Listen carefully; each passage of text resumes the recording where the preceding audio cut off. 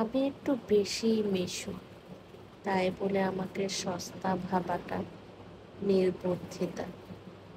কিছু ক্ষেত্রে আমি মুডি হলেও আমাকে অহংকারী ভাবাটা বোকামি হবে।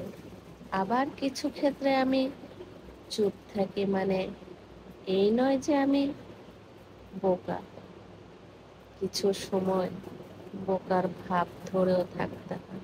তবে একটা সময় ছিল, সত্যি সত্যি আমি খুব বোকা ছিলাম আর মানুষকে প্রচুর বিশ্বাস করতাম। এই বিশ্বাসের কারণে আমাকে অনেক বড় বড় মূল্য দিতে হয়েছে, যে কারণে এখন আর কাউকে বিশ্বাসই করতে মন চায় না। নিজের কাছে নিজে সব কিছু ধামাচাপা দিয়ে রাখতে ইচ্ছে করে। কোনো মানুষকে আর ভরসাই পাই না, যে মানুষের কাছে দুটা কথা বললে খুব হালকা লাগবে নিজেকে। যাই হোক, মানুষের ভুল ত্রুটি, উত্থান পতনের মধ্য দিয়েই কিন্তু জীবন চলে যায়। জীবন তো জীবনের গতিতেই চলে যাবে, সে তো আর থেমে থাকবে না।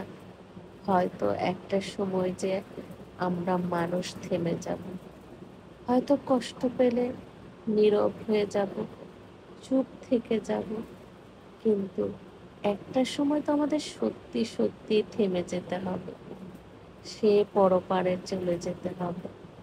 তাই যতটুকু পারি নিজের মধ্যে সব কিছু রাখার চেষ্টা করি, নিজে নীরব থেকে শক্তি যোগাই, যে শক্তি আমাকে কাজ করার জন্য উদ্যম গতিতে আগ্রহ যোগাবে। আমি যেন থেমে না যাই, আমি যেন কাজের প্রতি আগ্রহ না হারাই, আগ্রহ যেন আমার দ্বিগুণ বেড়ে যায়। আমার এই কাজ আমাকে হয়তো একটা সময় অনেক দূর পর্যন্ত নিয়ে যাবে। আমি দেখতে পাই, আমি বুঝতে পারি, আমি আমার কাজের প্রতি খুব বেশি বিশ্বাসী।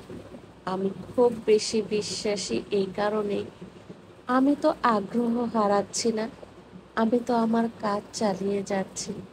তাহলে কেন আমি আমার এই কাজ দিয়ে সফল হব না? বলতে পারেন। আমি তো জানি যে কোনো কাজের মূল্যায়ন করলে সে কাজের অবশ্য মূল্য পাওয়া যায়, আর আমি সেই মূল্যটা পাবো ইনশাল্লাহ।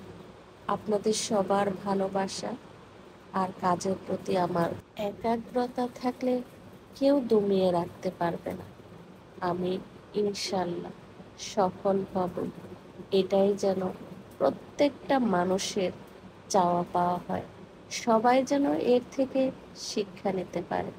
নিজের বলই সবচেয়ে বড় বল, এর জন্য অন্য কারো উপর ভরসা করতে নেই।